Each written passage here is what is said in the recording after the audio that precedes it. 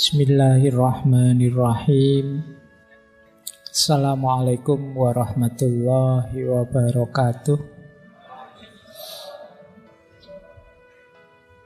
Baik, bismillah, kita mulai. Ada kabar dari surat At-Taubah ayat 128. Menegaskan kerasulan Rasulullah Muhammad Sallallahu Alaihi Wasallam.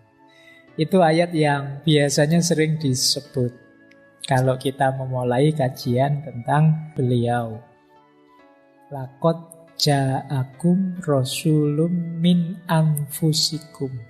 Sungguh telah datang pada kalian seorang rasul dari kalangan kalian sendiri.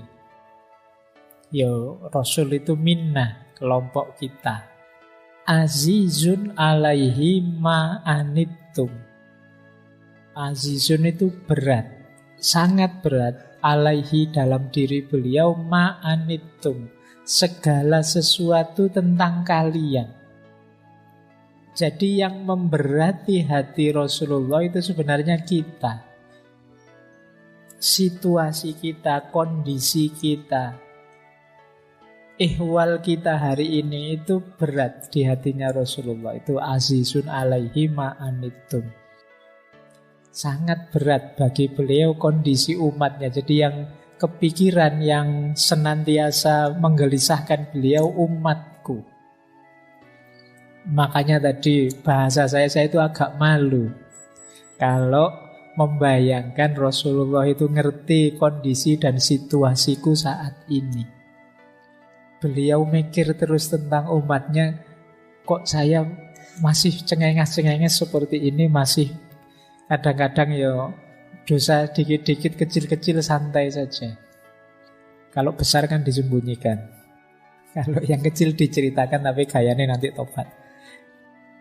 Rasulullah itu kegelisahannya senantiasa kita. Azizun alaihi ma'anittum. Kenapa gelisah? Karena beliau harisun alaikum. Beliau itu sangat ingin, haris itu meluap-luap keinginannya, kita itu semua selamat. Kita itu semua beriman, dekat dengan Allah. Harisun alaikum. Kok rute kita itu sering malah sebaliknya, menjauh dari Allah. Padahal beliau ingin, ayolah kita bareng-bareng, dekat dan selamat bersama-sama. Yang ketiga, bil mu'minina ra'ufur rahim. Dan beliau ini kepada orang-orang yang beriman sangat lemah lembut dan sangat penyayang. Ayat ini saja sebenarnya sudah menggambarkan seperti apa beliau. Beliau sosok yang peduli dengan umatnya, menginginkan umatnya mendapatkan yang terbaik dunia dan akhirat. Beliau ini Ra'ufur Rahim, maha penyayang dan lemah lembut.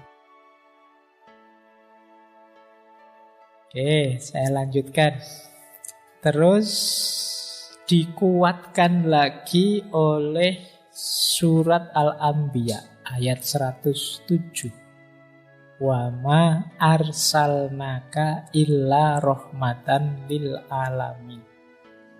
Dan tidaklah kami utus engkau, wahai Muhammad, kecuali sebagai rahmat pada semesta alam. Ini sering sekali kita pakai diksi ini kalimat rahmatan lil alamin itu. Kalau di ayat ini yang rahmatan lil alamin itu Rasulullah. Hadirnya beliau itu membawa rahmat. Jadi menghadirkan kasih sayang, kedamaian di seluruh alam semesta. Untuk itulah beliau diutus. Jadi ini dua dasar yang menegaskan kerasulan beliau.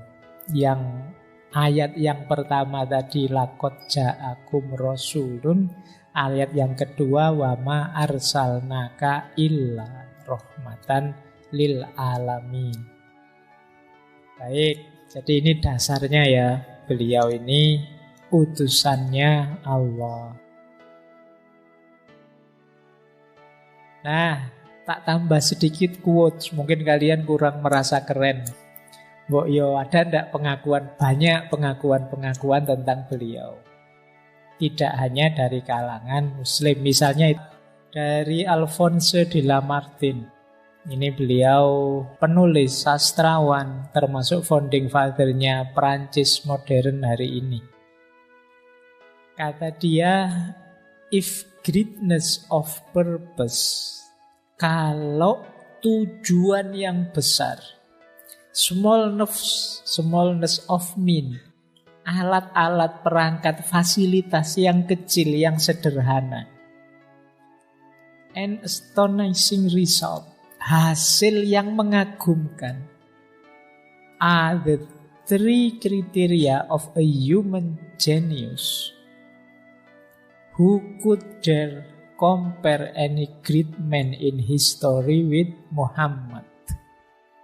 Kalau tujuannya besar, tapi fasilitas media peralatannya sederhana, dan hasilnya mengagumkan, ini jadi kriteria orang jenius.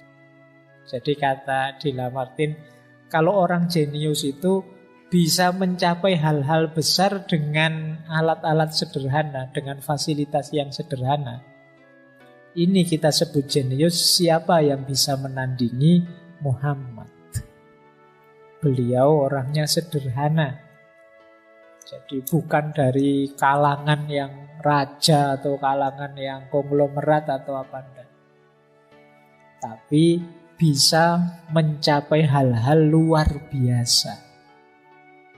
Loh, kalau ini jadi ukuran kita orang jenius itu ya begitu ya. Tidak ada yang menandingi beliau. Ini yang ngomong bukan Muslim. Itu salah satu contoh ya. Seandainya misalnya label tadi kan kerasulan itu tidak kita lihat dulu, kita lihat orangnya saja, kita lihat sosok beliau saja, itu sudah luar biasa. Apalagi tadi ada label kenabian, kerasulan. Saya ambil juga misalnya dari Mahatma Gandhi. Kata Mahatma Gandhi, saya begitu penasaran, ingin tahu yang terbaik dari kehidupan seorang Muhammad yang saat ini memegang kendali tak terbantahkan atas hati jutaan umat manusia. Jadi beliau ini banyak membaca buku-buku sejarah riwayat Rasulullah. Nah, saya menjadi semakin yakin bahwa bukanlah pedang yang memenangkan posisi tinggi bagi Islam pada masa itu dalam semesta kehidupan, tetapi kesederhanaan, kebersahajaan sepenuhnya dari Nabi, penghargaannya terhadap janji yang diucapkan, pengabdiannya yang mendalam kepada teman-teman dan pengikutnya, keberaniannya, kepercayaannya yang mantap mutlak pada Allah, pada Tuhan dan risalahnya. Ini dan bukan pedang yang membawa segalanya di depan mereka dan mengatasi setiap rintangan. Ya memang ada beberapa dulu orientalis yang menganggap wah, ya menang karena pedang, karena perang. Nah, kalau ditelaah secara dalam sebenarnya bukan itu. Kalau sekedar karena pedang ya tidak akan tahan lama. Kalau ada pedang lain yang lebih tajam segera akan pupus jatuh. Buktinya tidak. Hari ini juga jumlahnya ya luar biasa. Nah, ini pengakuan Mahatma Gandhi. Oke, baik. Saya kira itu untuk malam hari ini. Kurang lebihnya mohon maaf. Wallahul muwafiq, wallahu a'lamu bissawab. Wassalamualaikum warahmatullahi wabarakatuh.